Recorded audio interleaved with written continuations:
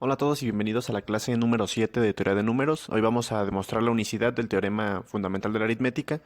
Para eso primero vamos a demostrar unas propiedades previas, esta propiedad de los primos relativos y lo que se conoce a veces como la regla de oro, que es muy importante. Entonces vamos a empezar. Primero, como les decía, vamos a probar esta propiedad de los primos relativos que nos dice que si tenemos enteros a, b y c, tal que a divide a b por c, y el máximo común divisor de a y b es igual a 1, entonces a tiene que dividir a c. Este es un problema que les puse en la tarea anterior. eh, Igual es importante que lo intenten, pero aquí vamos a ver la solución. Entonces, ¿cómo se resuelve esto? Pues resulta que nos va a ser muy útil lo que vimos la clase pasada, que es lo que platicábamos del lema de Bezout. Lo que pasa es que nos da, o sea, el hecho de que el máximo común divisor se puede escribir como combinación lineal de los números, es decir, el máximo común divisor de a y b, que es 1, se escribe como combinación lineal de a y b, nos da mucha información que no tendríamos sin ese resultado. De hecho, no conozco otra forma de demostrar esta propiedad y no conozco formas de demostrar la regla de oro, que la vamos a ver enseguida, sin esta propiedad, y tampoco conozco formas de demostrar la unicidad del teorema fundamental de la aritmética sin la regla de oro. Entonces, esto parece como que el único camino para demostrar la unicidad del teorema fundamental de la aritmética es metiéndonos en esto de las combinaciones lineales, de que el máximo común divisor se escribe como combinación lineal. Y entonces vamos a ver esta demostración. El hecho de que 1 se escriba como combinación lineal es la información que vamos a usar, que nos dice que existen enteros x y y, tal que a por x más b por y es igual a 1. Yo quiero demostrar que a divide a b por c implica que a divide a c. Intuitivamente esto lo que nos está diciendo es a y b no tienen nada en común en cuanto a factores, pero a sí divide a b por c, entonces a tiene que dividir a c. Y pues sí, es intuitivamente claro, pero entonces la forma de demostrarlo es esta. Lo que vamos a hacer es en esta ecuación multiplicar por c y vamos a tener lo siguiente. Vamos a tener a por x por c más b por c por y. Lo acomodo hacia propósito, ahorita van a notar por qué. Igual a c. Multiplique esta ecuación por c. Entonces, primero vamos a ver que este lado es divisible entre a. Este lado de la ecuación tiene que ser divisible entre a. Primero, este miembro es divisible entre a porque a es un factor. Luego, este miembro es divisible entre a porque b por c es un factor. Y por hipótesis teníamos que a divide a b por c. Entonces a divide a este producto. Con eso ya tenemos que a divide este lado. Como a divide a un lado de la igualdad, a tiene que dividir al otro lado de la igualdad. Por lo tanto, vamos a concluir lo que queríamos, que era que a divide a c. Como ven, la demostración es muy sencilla, pero porque estamos utilizando esto que nos da mucha información. Ahora, con este resultado es lo que nos va a permitir demostrar lo que les decía que es la regla de oro antes. Cuando el máximo común divisor de dos números es 1, decimos que son primos relativos, por eso le pongo que es la propiedad de los primos relativos. Como les decía, lo que vamos a demostrar ahora es la regla de oro, que nos dice que si tenemos enteros p, b y c, con p un número primo, y p divide a un producto, p divide al producto de a por b, entonces p divide a alguno de los dos números, alguno de los miembros del producto. Esto es muy importante, por eso lo conocían los griegos como la regla de oro, y es lo que nos va a permitir demostrar la unicidad del teorema fundamental de la aritmética. Y la demostración va a ser muy sencilla de este resultado, simplemente usando el resultado anterior. Esto es equivalente en lógica es equivalente a decir que si P no divide a, entonces P divide a B. Esta afirmación es equivalente a esta. Y vamos a trabajar con esta porque va a ser más sencillo. Entonces, si tenemos que P no divide a, lo que va a pasar es que el máximo común divisor de P y A es 1. Esto simplemente porque todos los divisores de P son 1 y el mismo, porque es un número primo. Entonces, los posibles divisores comunes de P y A son solamente el 1 y P. Pero estamos diciendo que P no divide A, entonces P no es un divisor común. Entonces el único divisor común es el 1. Y como el único es el 1, es el máximo. Con eso tenemos que el máximo común divisor de P y A es 1. Y entonces podemos aplicar el resultado anterior. Tenemos que P divide a A por B y máximo común divisor de P y A igual a 1. Por el resultado anterior tenemos que P divide a B. Y con eso concluimos la demostración de la regla de oro. Y como les decía, esto es lo que nos va a permitir demostrar que la factorización en primos es única. Como van a notar en la tarea que voy a subir para esta clase, sí es un resultado interesante, o sea, no todas las factorizaciones tienen por qué ser únicas. Ya lo van a notar en los ejercicios que les puse en la tarea. Y entonces, la factorización en números primos sí va a ser única y la forma de demostrarlo va a ser por inducción.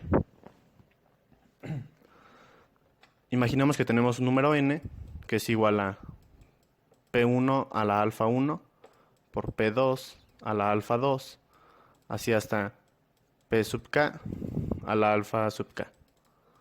Y lo que queremos demostrar es que esta factorización para todo n es única. Y vamos a hacer inducción en la suma de los exponentes de los primos. Ahorita van a ver por qué. Entonces lo que vamos a hacer inducción es en alfa 1 más alfa 2, así hasta alfa sub k. Esta suma la voy a llamar S. La inducción que hace, bueno, primero vamos a demostrar la base, que es la base de inducción es cuando S igual a 1. S igual a 1 significa que la suma de los factores, de los exponentes de los factores primos del número que queremos ver que se factoriza de forma única es 1. Y eso lo que quiere decir es que simplemente n es igual a p sub 1 para algún p primo. Aquí ya estoy utilizando la primera parte del teorema fundamental de la aritmética que nos dice que todo número se puede factorizar en producto de primos. Y los estoy organizando o sea, estoy compactando los primos para que todos queden con su máximo exponente. Y entonces, en el caso base, cuando tenemos que s igual a 1, tenemos que los números que quedan en este caso son los que son exactamente un número primo. Y entonces la factorización de un número primo si es única, y la razón es simplemente que si n es igual a P1 y consideráramos que n también fuera igual a Q para algún Q primo, lo que va a pasar es que P1 divide a Q por esta igualdad y Q divide a P1. Como estamos en enteros positivos, esto simplemente implica que Q igual a P. Esa es la base de inducción, como suele ser, es bastante fácil de demostrar. Luego la hipótesis de inducción es suponer que es válido para S, que el resultado es válido para la suma S. Y el paso inductivo vamos a demostrar que el hecho de haber supuesto que era válido para S nos demuestra que es válido para S más 1. Vamos a demostrar el caso de S más 1. Entonces lo que vamos a tener es un número n que se factoriza de esta forma, como está escrito aquí, y donde esta suma es exactamente S más 1. ¿Qué es lo que voy a hacer? Bueno, vamos a suponer que es falso el resultado y vamos a suponer que tiene dos factorizaciones. Es decir, bueno, de hecho no es necesario hacer eso. Creo que lo puedo hacer directamente, sin suponer que tiene dos factorizaciones, simplemente considerando el número n entre p. N entre p es un número que va a ser igual, n entre p1. Es un número que va a ser igual a p1 a la alfa 1 por p a la alfa 1 menos 1 por p sub 2 a la alfa 2 por así hasta p sub k a la alfa sub k. Y si se dan cuenta, la suma de estos exponentes es exactamente S. Por hipótesis de inducción, n entre p1 se factoriza de manera única. N entre p1 se factoriza de manera única. Y eso es lo que vamos a utilizar para demostrar lo que queríamos. Bien, entonces si tenemos que n entre p1 se factoriza de manera única y queremos demostrar que n simplemente se factoriza de manera única, lo que vamos a utilizar es n es igual a n entre p1 por p1.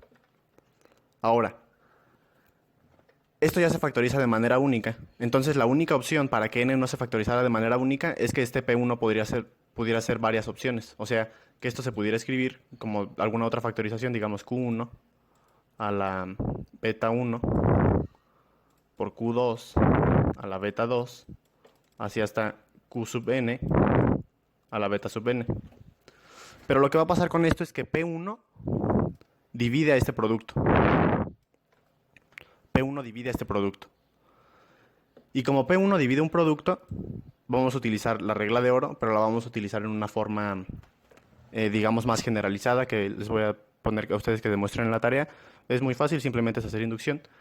El hecho es que teníamos que si P, un número primo, divide un producto de dos enteros, entonces P divide alguno de los dos. Pero eso se vale en general para un producto finito. Es decir, si P divide un producto finito, P divide alguno de los factores. Entonces con eso tenemos que P divide alguno. Podemos suponer sin pérdida de generalidad que P1 divide a Q1 a la beta 1. Pero bueno, que divida a Q1 a la beta 1, volvemos a aplicar la misma regla de oro. Ahora para Q1 a la beta 1 como Q1 por Q1, así hasta Q1, donde hay beta 1 factores. Entonces con esto de nuevo implica que P1 va a dividir a Q1. Y el hecho de que P1 va a dividir a Q1 nos hace que podamos dividir entre este número, quedándonos beta 1 menos 1 y este número pues lo vamos a dividir entre él, entonces se va a eliminar. Y lo que va a pasar es que n entre P1 ya se factorizaba de manera única por hipótesis de inducción. Entonces este número, que es n entre P1, se factoriza de manera única, es decir, este número debe ser exactamente el mismo que el que teníamos acá, que era alfa 1 menos 1. Y con eso vamos a haber terminado la prueba. Porque simplemente tenemos que este número era el mismo, entonces lo que hicimos es que P1 va a ser igual a Q1 y pues n también se factoriza de manera única. Bueno, ahí se revolvió un poquito la demostración. Si tienen alguna duda, por favor, la ponen en los comentarios y nos vemos en el siguiente video.